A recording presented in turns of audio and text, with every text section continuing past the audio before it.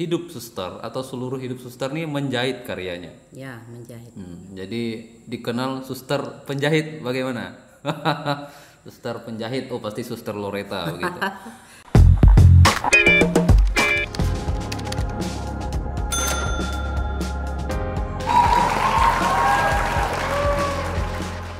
Selamat malam semuanya.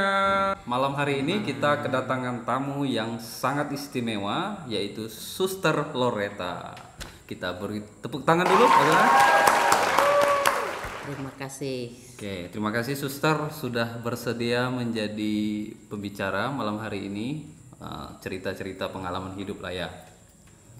Suster boleh memperkenalkan diri, asalnya dari mana, kemudian karya-karyanya apa saja, dan pernah bertugas di mana saja. Oke, silakan Suster. Nama saya Suster Loreta OSA. Pusat kami di Ketapang, Kalimantan Barat. Saya berasal dari Desa Batu Mas, Kecamatan Nangatayap, Kabupaten Ketapang.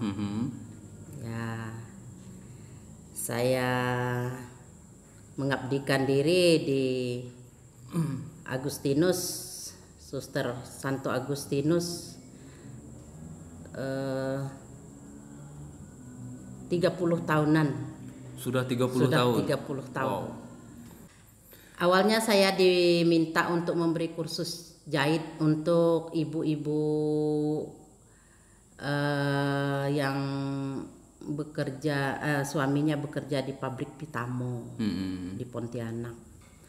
Lalu memberi kursus, awalnya memang banyak, ya pernah sampai 30-an, 37 orang.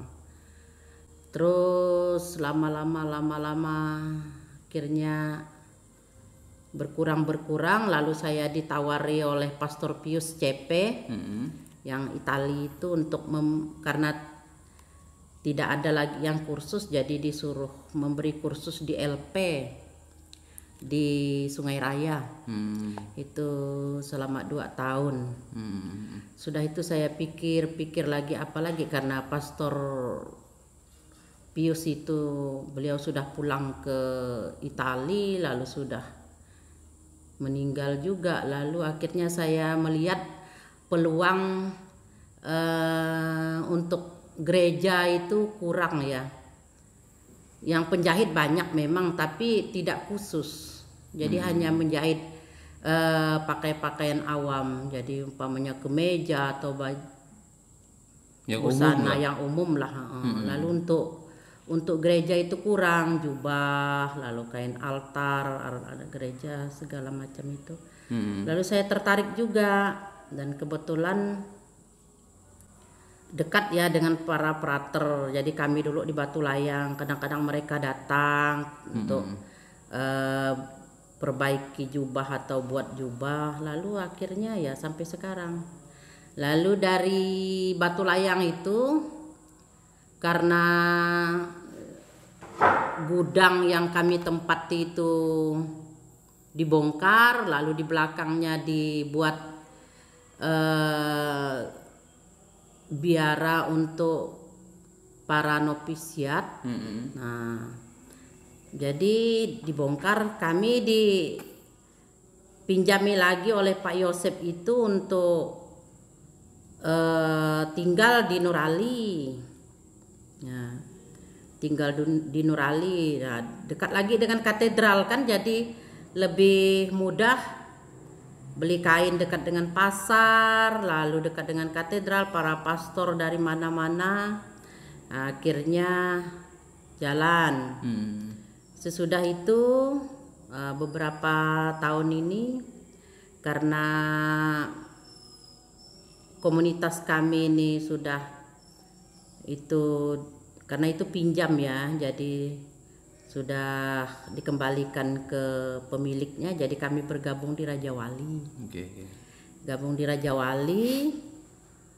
Terus sekarang saya harus menemani para suster di STT ini, jadi untuk sementara ini saya membantu di sini. Jadi karyanya menjahit. Menjahit karya saya.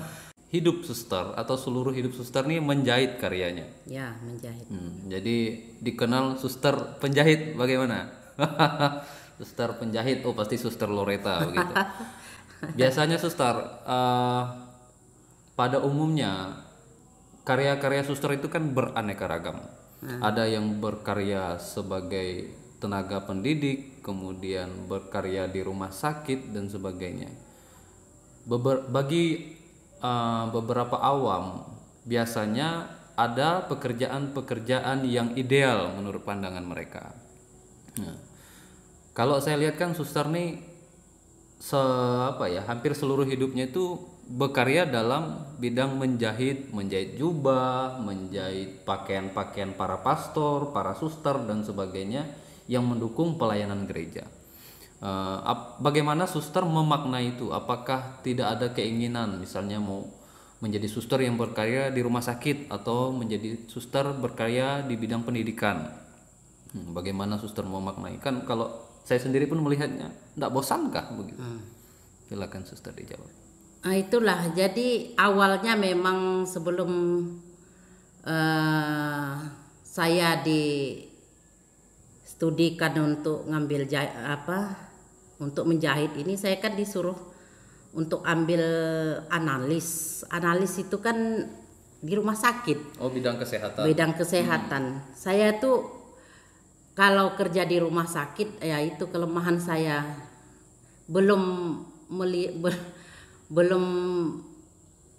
merasakan orang sakit itu, saya sudah sakit sendiri. Jadi kalau orang datang itu saya aduh. Jadi saya bilang dengan pemimpin kami waktu itu, Suster Albertin, almarhum. Saya bilang, aduh suster, kalau seandainya karya lain saja bagaimana? Lalu padahal sudah tes nih demi ketaatan itu. Jadi di Surabaya waktu itu kan saya masih belum in lah dengan tugas studi di analis itu. Lalu waktu itu lulus pula, lalu disuruh ke Kediri. Kediri. Jadi studinya di sana. Makin tambah saya tidak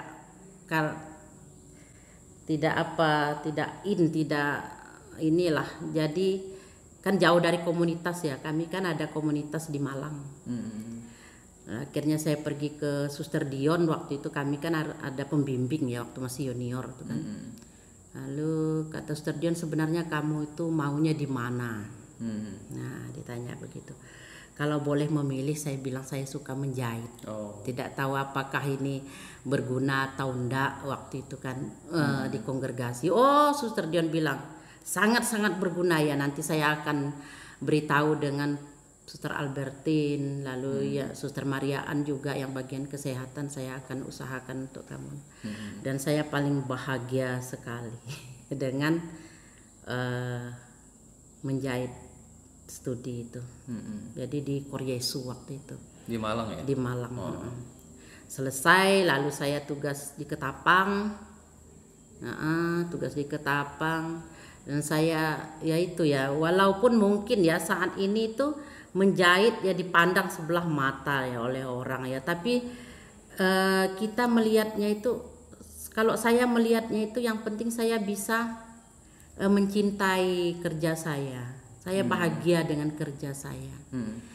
Jadi saya pikir ya inilah tempat saya begitu. Ya, makanya saya kalau misalnya beberapa hari tidak jahit tuh rasanya rindu sekali. Dan yang paling membuat saya nyaman itu karena saya suka ya. Kalau misalnya ada masalah atau pokoknya lagi tidak ini, dengan menjahit itu saya terhibur.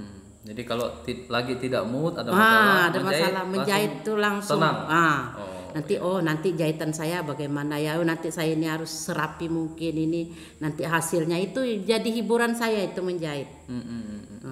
Itu juga salah satu mendukung panggilan saya itu, karena karya saya ini memang saya senangi, saya cintai lah. Jadi kalau dibahasakan bahasa rohani, refleksi suster apa?